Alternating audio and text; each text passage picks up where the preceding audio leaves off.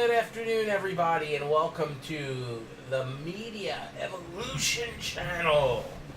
I am your host, Earball, giving you a podcast of the WWE TLC pay-per-view recap from last night.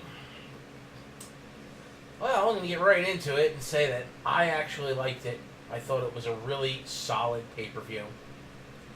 And they, for what happened in the span of a week, I mean, because remember Monday, we didn't see Bray Wyatt on Monday, but he was on the Titantron or whatever the hell they're calling that now.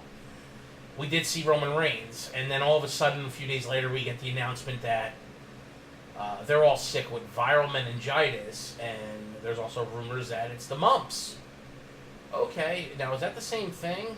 I haven't actually looked it up, and I'm no damn physician. But anything viral is bad. It takes, days, weeks, months to recover from, depending on what it is and how your body acts. Everybody's different, so everyone reacts different. Now, these guys are all athletes, so I'm assuming they have really, solid immune systems, especially if they travel the world. But the WWE scrambled to give people the pay-per-view that would be suffice. People had already bought tickets. And as far as I was concerned, it was a sold-out pay-per-view. More sold out than recent pay-per-view events because it's a TLC pay-per-view. People do want to see carnage. There is a lust for blood in the WWE universe, even though it's the PG, PC bullshit era.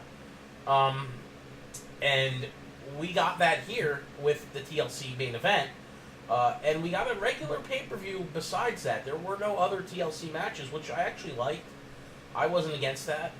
I hate the one year was god-awful where they did the tables, ladders, chairs, and stairs. Freaking, oh my god. It was god-awful. Never do that again. Please. Just freaking terrible. And this definitely lived up to being a solid pay-per-view. Probably one of the better Raw pay-per-views of the year, and overall, it's going to compete with Best Pay-Per-View of the Year, I'm going to say, by the end of December when all the pay-per-views are done.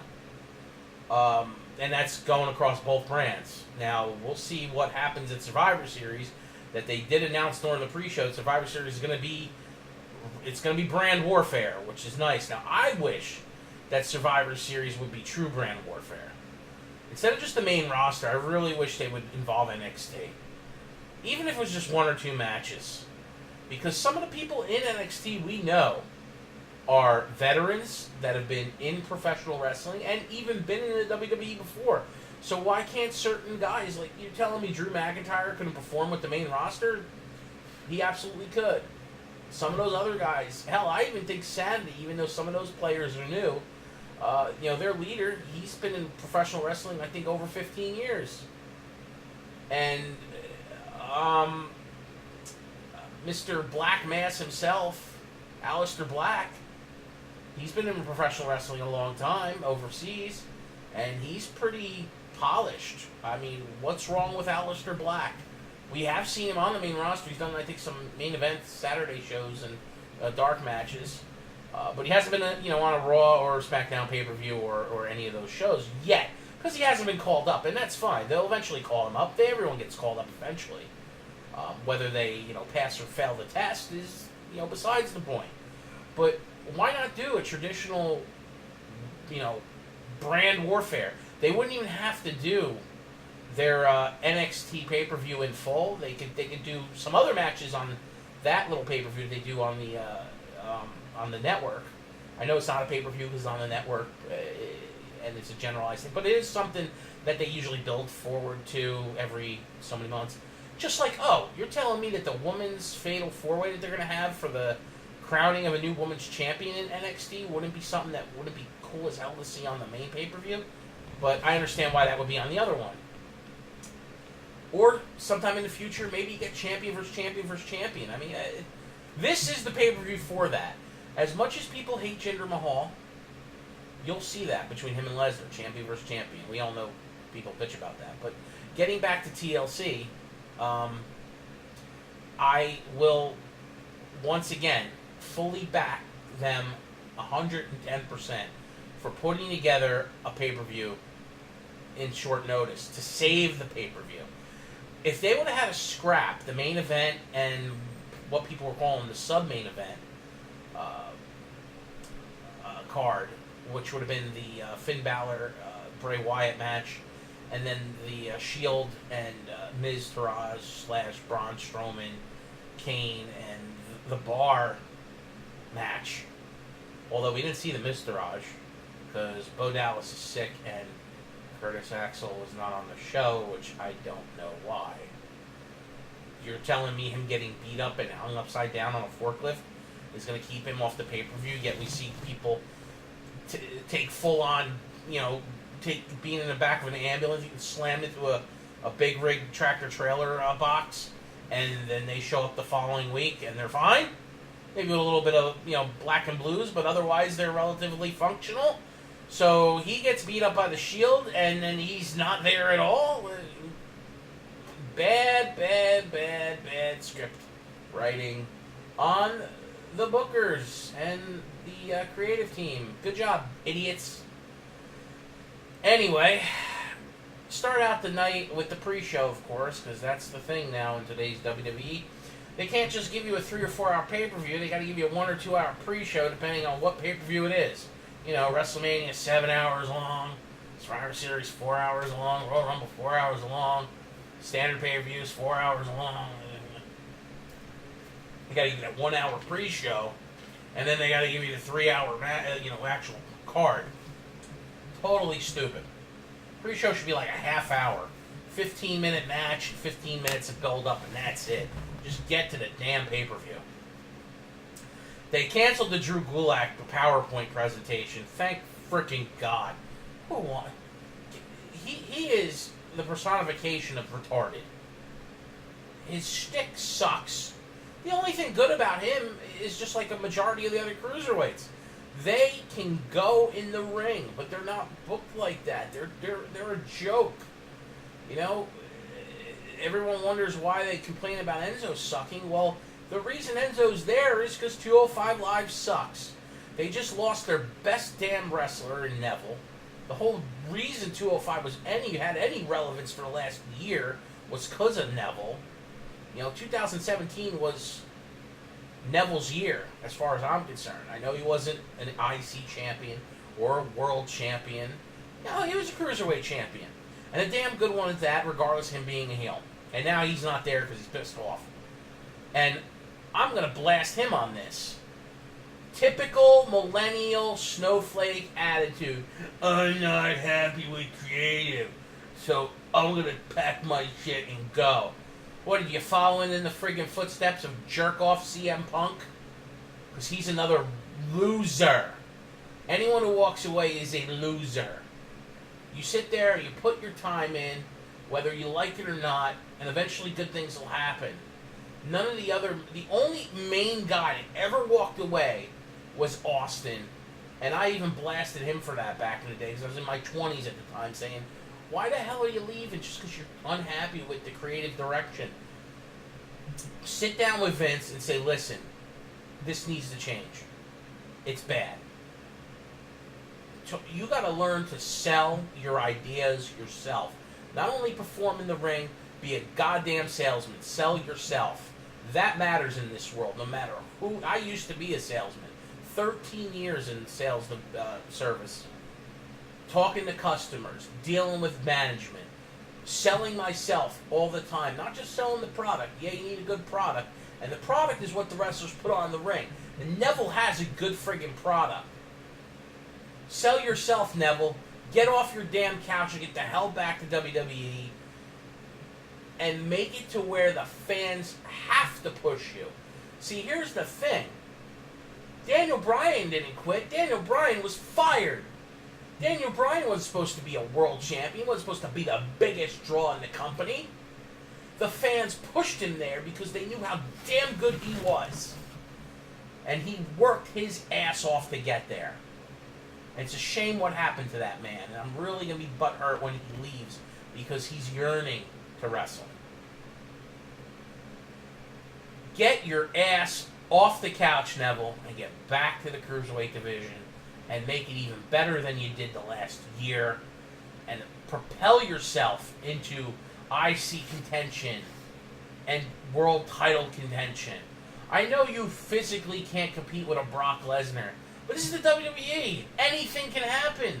You can beat Brock Lesnar. Rey Mysterio beat big guys, and he was the smallest guy in the locker room at the time. It's just a matter of you got to capture the crowd, get pushed to the moon, and make Vince believe that you can do it. So get your ass back here, Neville. Otherwise, you're just a freaking pussy, retard millennial, like the typical snowflakes that are populating the United States these days and the rest of the world with their antics of crybaby bitchism. Alright? Anyway, Sasha Banks and Miss Crazy Woman, Alicia Fox, but she is goddamn sexy. I actually think Alicia Fox is hotter than Sasha, and they're both pretty hot girls. But Sasha kind of turns me off with her attitude on the real end, not even her persona as Sasha Banks. Mercedes turns me off. She's got an attitude outside of WWE that's not really nice, and other wrestlers have talked about that. But these two put on, a C-plus match. Typical. It was kind of the same match they put on this past week on Raw, with a little bit more flair to it. But it is what it is. I expected at least they got on the show. They were on part of the pre-show, but they're on the show, which is fine. They can't have every match on the card in a 3-hour show. So good for them. Sasha Banks wins, of course. Kind of figured that was going to happen. And then we had the segment on the pre-show too, where they're talking, where Kurt Angle is getting ready to be with the Shield later, and the Drifter, Elias, comes in and he wants to perform with his guitar on the show tonight because he's not on the card. So he's trying to stay relevant and get in front of the crowd, and I applaud him for that because there's good things coming from Elias. Ever since he debuted, he's just being more and more captivating, and that is a big thing. His moveset's good in the ring. He's athletic. He's a big dude, and he puts on some awesome face work, dude. Look at his faces he makes and the eye rolls. And he sells a lot in his visual effects from his own face. It's awesome. And then, of course, Jason Jordan's there, yucking it up, being the typical annoying young adult that he is. With his angle with his father, sitting there. You just knew that something was going to come about this later in the night. And that did unfold after the very first match, which we start with the actual pay-per-view. Opens up with Emma and Asuka. God, I've been waiting for her to get on the main roster. I just hope they don't ruin her. They just need to build her up as unbeatable. And eventually she will lose. I'm hoping it's next year, not anytime soon. And I mean like next year, like not early 2018, like the end of like a year from now. Like, or even the WrestleMania after this WrestleMania. Like early 2019, have her lose or something like that.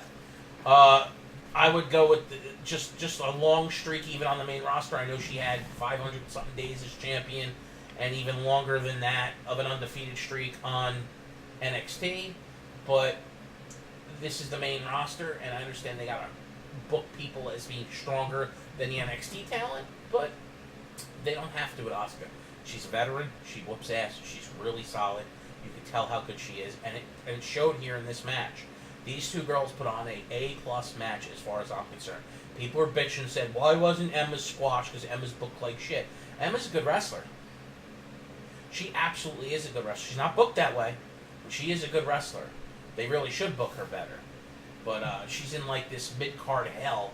Even though she's not part of the mid-card, she's just in hell with half of the other talent on the damn roster.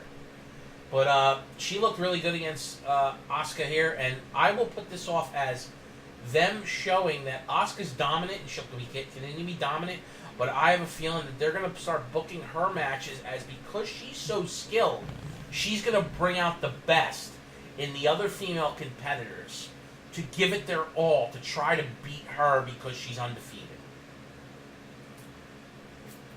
And I personally like that. And I think they should go for that. And that's not bad booking. That's actually a good idea. I'm not saying she has to beat everybody in 9-10 minutes. 8 minutes, whatever this match was. I think it was a little more than 8 minutes. I think she can do some 2-minute matches. Especially on Monday Night Raw, because we know they do that. Alright, let's put the women out there, but then they have a 2-minute match. Some 5-minute matches. And then there's going to be a time where she does like a 15-minute match or more. Maybe a 20-minute match. And that should be with Bayley, Sasha Banks, Charlotte, Alexa Bliss. I even think Mickie James can have a good long match with her. Mickie can still go and shit. I'll talk about that more in a little bit. And any future talent that they bring up from NXT that's worthy. Like, I'm in the future hoping one day we see Toni Storm get signed. I think that girl is to the moon. The Pirate Princess, we all know she's going to put on a kick-ass match against Asuka once they come to the main roster. Bianca Belair. That girl is going to be something when she gets up from NXT. So her future match with Asuka could be good. But yeah, the matches that can end up being WrestleMania worthy with Asuka are Charlotte. Natty could probably have a good match because Natty likes taking bumps and likes giving bumps. I know Natty's not the big star that Charlotte is and Sasha Banks are, but Natty, you're going to see some. Now we're not going to see all these matches, of course, because she's on Raw. Right now, the biggest fish on Raw is Sasha Banks. Then you got Alexa Bliss, who's the champ. And then I would say Nia Jax. Every other woman under that is within the pecking order, and you can order them however you like. Let's just make sure you have Dana Brooke at the very bottom.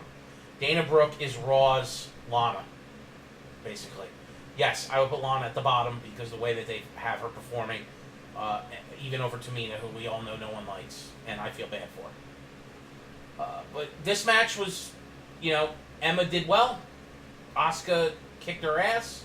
Eventually put her in the crossface chicken wing, the Asuka lock, and Emma taps out at like 8+ minutes. Really, really solid match. Most people are only giving it like a B. Well, I give it an A+.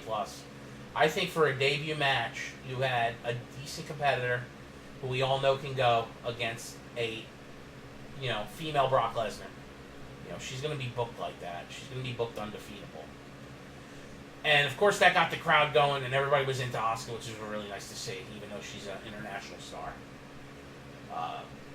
Next match was Cedric Alexander and Rich Swann against Brian Kendrick and Jack Gallagher. It was another match we've been seeing on Raw and 205 Live. But this one really went over well. These guys really gave it their all in this match. And I've heard this on 2 other podcasts since last night. I've listened to some other reviews. And Cedric Alexander and Rich Swann really make a good tag team.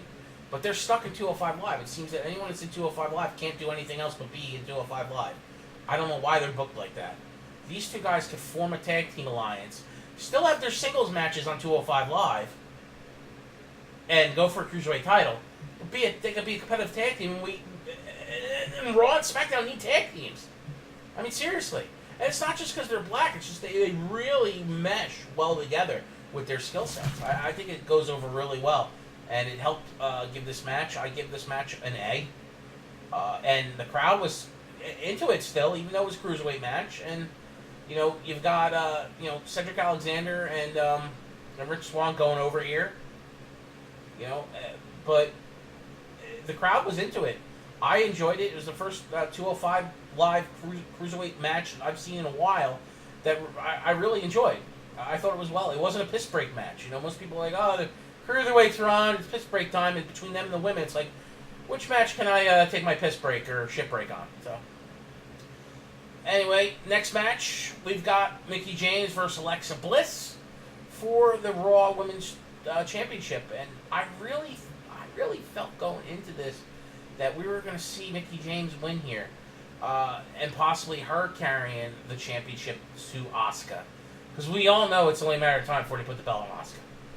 Either they're going to not give her the belt anytime soon, or they're going to give it to her fairly soon. if they and have her chase. I don't know where they're going to go. They're going to go one of two ways. I think they're going to put it on her really soon and have her dominate with that belt for the next year until she eventually loses. And I don't know who she'll lose it to. That might be one of the reasons why Nia Jax is on leave, because I think Nia was really getting to the point where she wanted to be women's champion for a little bit, and they just weren't ready to pull the trigger.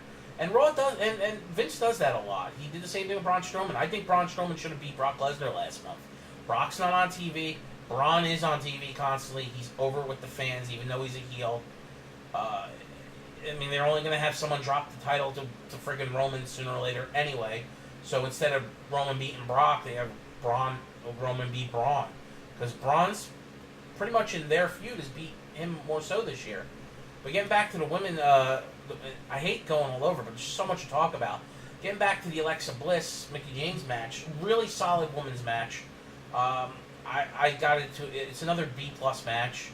It's not an A, but it wasn't as good as the Asuka match, but it was pretty damn good. A lot of good spots here.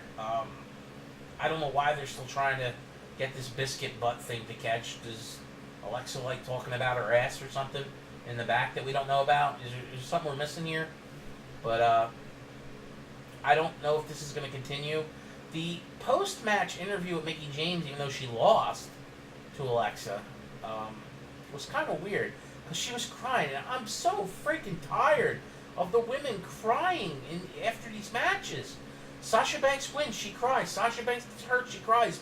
Bayley gets hurt, she cries. Bayley wins, she cries. Charlotte, she wins the title, she cries. She gets hurt outside the ring, she cries. Mickey's crying, we don't even know why she's crying. She lost. Is she that upset she lost? I just don't get it. It's just... I'm not being anti-women here. It's just, what the hell are they doing with all these women crying? Big question mark on my forehead with that one. And, of course, the worst match of the night will probably go... Well, yeah, I would give it to the next match in the card, the Cruiserweight title match. Kalisto is champion. Enzo is the challenger.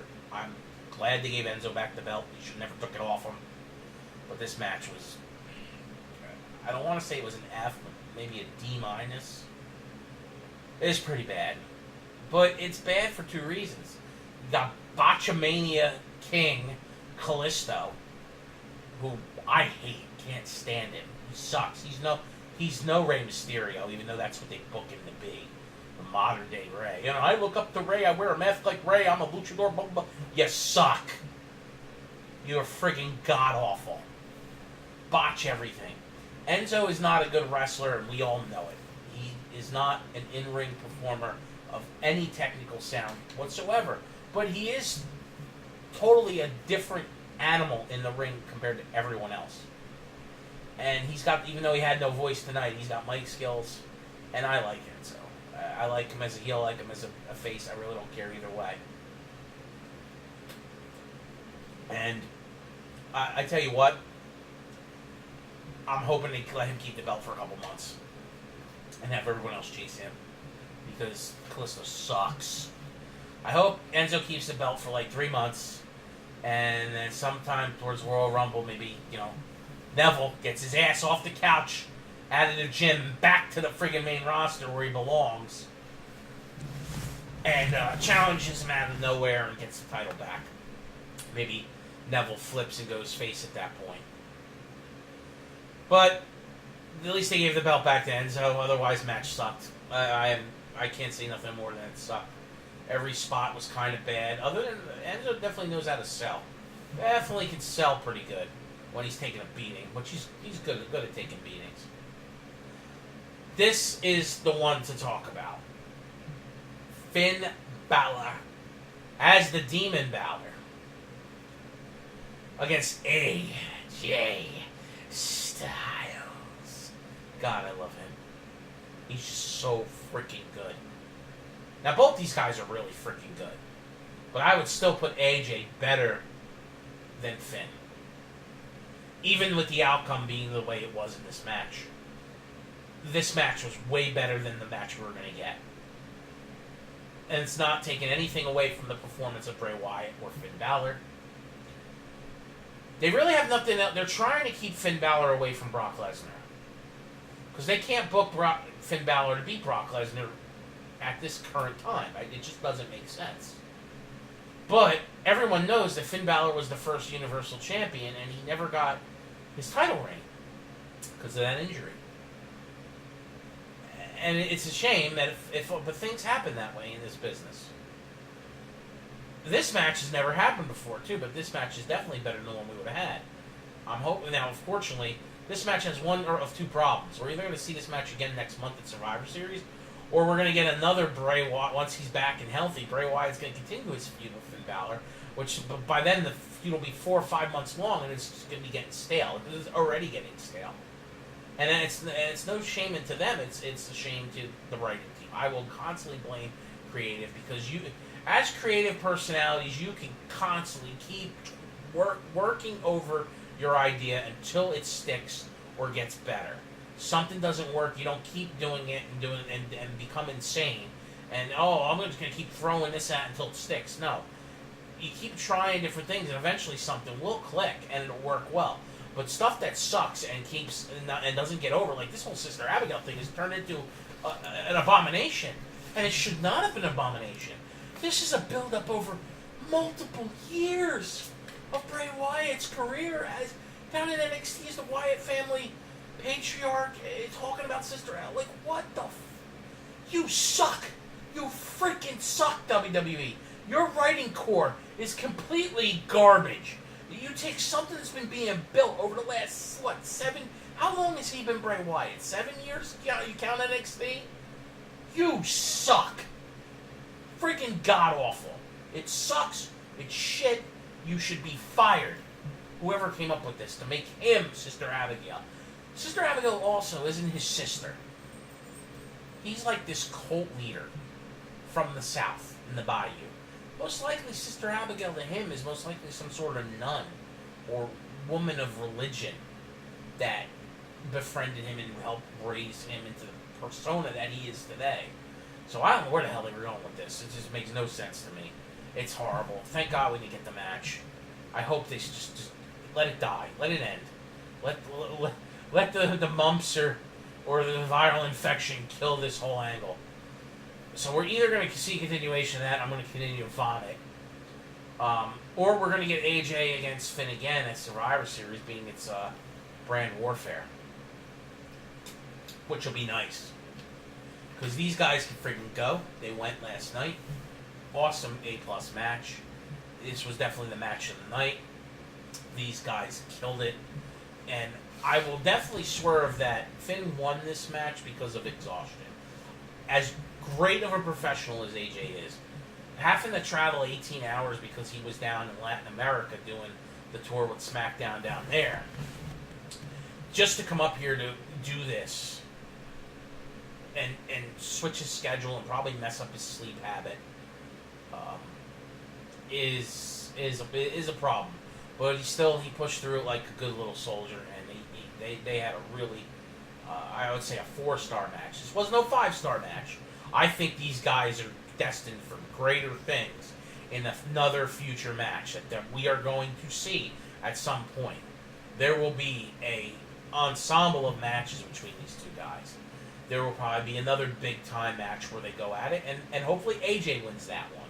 And then the third match will either involve a title or some sort of angle between the fact that these two guys were the leaders of the Bullet Club over in New Japan, even though they were leaders at different times. So, hopefully that brings us to that in the future. But this match was a 4-star match. Won't give it a 5-star match, definitely an A+ match, but it's not a 5-star, oh my freaking god, this match just killed it, it's match of the year. It wasn't that. But it was damn good for such short notice. And this is a match. These are the type of matches you don't have to have any build-up for. This is the great part about where they're at with some of these guys that are in the company. Like when we get AJ against Shinsuke, you don't need to know nothing other than maybe it's for the title, if one of them's title holder at that particular time. But there needs to be no build-up. These guys have years of build-up already worldwide. And in today's internet, people that like wrestling should know about their days over in New Japan. I know WWE doesn't like to talk about it, but we should, as fans, we should know that these guys have gone, and you can go on the web and see some of these matches and be like, holy shit! Look at these matches. They're ridiculous. Why do you think people still talk about Okada and Omega? Because the matches are friggin' ridiculous. You know? So, we'll see that again in the future with Finn and AJ. This is not the end. This is the beginning. So, I feel bad for Elias. I want to walk with Elias.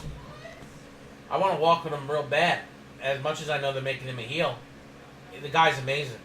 He's going to be He's going to be the breakout wrestler next year. Not this year. This year is Braun Strowman. Hands down, Braun Strowman. If anything Raw has done this year is built Braun Strowman to the monster that he is. I know they've made him take a step back since last month, but that's okay. There's peaks and valleys in this business, ladies and gentlemen. As fans, we can get pissed all we want, but the way that Vince has the ideas in his head and they bounce stuff off each other, the thing is, in this business, there are peaks and valleys, and I'm used to that in sales. Always peaks and valleys, and in this business of sports entertainment, there always will be. You're going to have people that push to the moon because they're just, Vince takes a more liking to them. But Braun Strowman will be a world champion soon enough. That is just that's a ticking time bomb ready to go off there. Elias will be the breakout wrestler of next year, and Raw has definitely got that edge over SmackDown. They have built some wrestlers up from minor obscurity to, mid-card, legit mid-card talent, upper mid-card, and world top talent. Top of the card, mid-main event. Raw has, if anything, Raw has done that this year, even though some of the Raws have been god-awful. So Jason Jordan, who we all know they want to push with his stupid angle with Kurt as his illegitimate son. And Elias is definitely going to be a future IC champion in the near future, once they eventually take the belt off Miz at some point. But this was the piss break. Unfortunately, the crowd was dead, but the come off of AJ Styles and Finn Balor, and you're following that match, I feel bad for Elias Sampson and Jason Jordan, and they are both good talents. So I'm not going to knock them. This would have been, I think they should have went, this match shouldn't have been in between the main event and the match of the night. Just bad setting for these two guys. This was the down match, and this ended up being second worst of the night. I'll give it the second worst match of the night. I'll still give the worst. So you had the worst match of the night before the best match of the night, and then the second worst match before the main event, which wasn't the best match of the night, but it was good. So this is going to continue. These two guys are going to build a feud now, because this match, Jordan gets over with a small package roll-up, but Elias looked like he had his shoulder up, but the ref was on the other side, so he couldn't see it. So they'll probably show that on the Jumbotron or Titantron, whatever one the hell they call it, tomorrow night on Raw. Let's go into a quick talk about the main event. If you didn't mark out or enjoy the fact that they gave Kurt Angle a vest earlier in the night to come out as a Shield member with the Shield, subbing in for Roman Reigns, and you're an asshole. And there's a major malfunction with you in your brain. And I heard so much bullshit, and I've been kind of nasty in this review, more so than my other ones, with using some curse words, some foul language that I usually don't use. But no, I haven't dropped an F-bomb, and I won't, because that's not me. It is me sometimes. I got that kind of mouth, but I'm not going to do it on my podcasts. But I have dropped some S words and some B words because I'm aggravated. I watched Solomonster, who did a great review, and you need to check that guy out if you haven't. And I agree with him pretty much all the time. I agreed with Don Tony, who did a good review. The Wrestling Soup guys, their troika of talent that they have with their podcasts were all pretty spot on. And even Joe Cronin. I listened to him this morning. And I agreed with him pretty much on everything he said in his review. And then I listened to, what was it? Alvarez and Dave Metzler, whatever. Dave Metzen, or what? Those two guys are doing a podcast, and the Alvarez guy bashing the whole damn pay-per-view. Just being a total asshole. Saying it sucked and this was terrible. Are you retarded? How is he doing a podcast, like a play-by-play commentary review, with one of the people that everyone goes to read the hot shit in the dirt sheets on, of shit that happens behind the scenes, in Dave Metzen, or Metzler, Dave Meltzer. Yeah.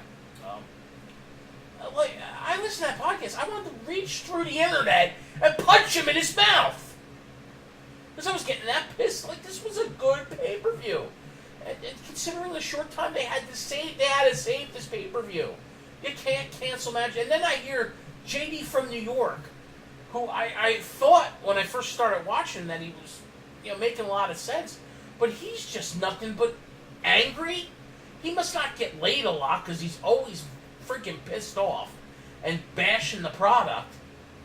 I mean, I don't get it. Now I know I'm a new podcast, and no one knows who the hell I am. But I'll tell you something I do know, and I've been watching this shit since I'm a kid. This was a good, solid pay-per-view, and most of these matches were really good. There was two that were bad. One was really, really bad. But the main event wasn't an A-plus match. It wasn't even an A. It was a B-plus. A lot of good spots. You got to be hyped to see Kurt back in the ring. We haven't seen that in WWE ring for 11 years. He's an old man now. He's almost 50. But he's in phenomenal shape for his age. You got to see all the spots with the tables, ladders, and chairs. A lot of tables that didn't break. Poor freaking Dean Ambrose. He took a beating from the tables, more so than the competitors. A lot of spots. They had the garbage. Now, the garbage truck thing didn't make sense, but it was there. So the weirdest thing was the Super Shredder garbage truck shredding Braun Strowman. That was weird. And Kane turning on Braun. I guess that means Braun is going like more tweener, but the babyface side of tweener, and he'll be going against Kane, even though Kane is only around for a short period of time. Whatever. That was the things in this match that made no sense. But the first 5 minutes was awesome. The Shield, they come out from the ring, out to the ring from the crowd. They're carrying chairs, and they just start cheering all the bad guys for the next couple minutes. It was great. Suplexes everywhere. It was awesome. Then the spot with the two announce tables getting destroyed in the first 3 minutes of the match with the double spot top of the ladder between Ambrose and Rollins. It was just awesome. The middle of the match was weird, and the ending too, because of the weirdness of the middle. This match needed Brock Lesnar coming from the back, either his music hitting and him destroying Kane and destroying Braun Strowman to make it more of a fair match between the Bar and the Miz and the Shield, rather than having Kane turn on Braun and then involving the garbage truck. Now, I understand why they brought the garbage truck. The garbage truck was probably going to be there regardless, because they were going to, Miz wanted to throw out the trash, and he was calling the Shield trash. So they probably already paid for the garbage truck to be there, so that's why they continued to use it. Like I was saying, a lot changed in 48 hours. So they can only do so much. Now, they did protect Kurt, too, by making him take that spot where he got destroyed by Braun, and then he's in the back for like 15 minutes or 10 minutes because he got destroyed. So that was them protecting him because he really isn't in ring shape, and they don't want him to break his neck again.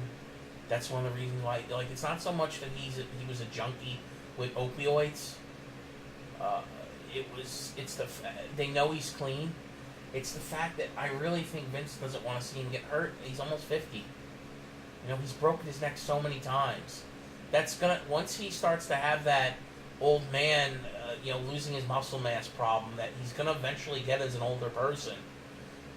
The neck damage is gonna catch up with him. I mean, it's gonna affect him when he's 70. You don't want to see that to anybody. I know these guys live and bleed and want to die in the ring, but you just don't want to see that. So they protect him. These guys, and he praised them too in the after show when they did talk raw talk or whatever after pay per view. Kurt was on there and he called all these guys just phenomenal professionals. He's saying that because he knows how much they protected him with a lot of these spots tonight. They look gruesome, but they're not. These guys are pros, and it showed tonight. And the match was a B plus, in my opinion. It was good. A lot of feels here by seeing Kurt back in the ring.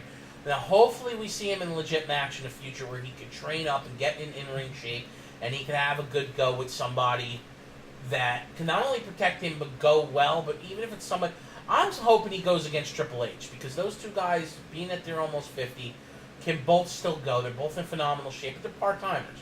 Maybe we see at WrestleMania, Kurt versus Triple H. I would want to see that. I know it's not the guys in their prime, but who cares? You can only see these freaking guys for so long.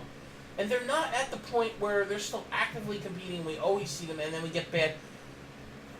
That's what they did with The Undertaker. Even though he did his yearly match, he got to the point where the injuries just caught up with him, and he's a bigger man. You know, the guys that are in their lower 6 foot range, it's different.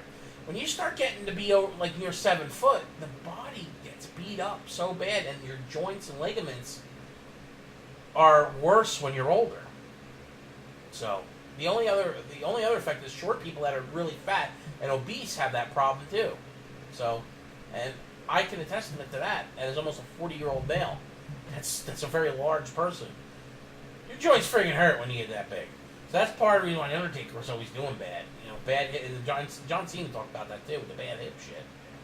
So we wouldn't see that with Hunter and Kurt. They're not in that kind of shape. So they would probably put on a B plus match and go all out, being it's like a WrestleMania. So I look forward to that. Hope we get to see that in the future, because there were times where I really wanted to see Austin one more time, and we didn't get to see that. And you want to cherish those last, because you don't know if it's their last time. Like that last match we had with Sting, it ended up being his last match, and we were like, damn, really? We wanted to see that one more time, and we're not going to see it? You know, how bad would you want to see Edge back in the ring? Daniel Bryan. Like, you know, it sucks, man. So take it for what it is. This was a good match. Overall pay-per-view was an A plus pay-per-view on the standpoint of what they had to do to get to where they were last night from where they were 2 to 3 days before with the cancellations of Bray Wyatt and Roman Reigns having to miss because of this viral infection. And I don't know how much this is going to screw up Raw now. They weren't at the pay-per-view. They're not going to be on Raw either. They might not even be on Raw for a little while. So we're probably going to see some revisions in the creative team. And we might see some more shit that doesn't make sense. But don't knock it. They're dealing with something that just, it's part of life. Things happen. But I'm glad the crowd was really into this TLC. There's a lot of things that could be better, but from, like I said, what they had to deal with, I will give the WWE benefit of the doubt that they put on a damn good show. So, this is my TLC recap. This is your pal Earball. Be sure to come and check out, not only do, like and subscribe to my YouTube channel. I did start a community Facebook. So if you want to message me, I can send the information out and you can join that. Make sure to follow me on my Twitter, and because I'm going to start tweeting out when I do these broadcasts after I upload them on YouTube. Come back tomorrow for the Raw review, and the following day for the SmackDown review. And I'm working on finalizing my templates for WWE Supercards and streaming. And videotaping of that when I undo packs and stuff like that I can put up on the website. I know other people do it, but I want to do it too. It's something I want to do for a long time. And having the gift of gab doesn't come to everybody. Anyone can talk, but being captivating and interesting is something not everybody can do. And I got plenty of time on my hands to do this shit. So make sure you come back, like, subscribe, follow.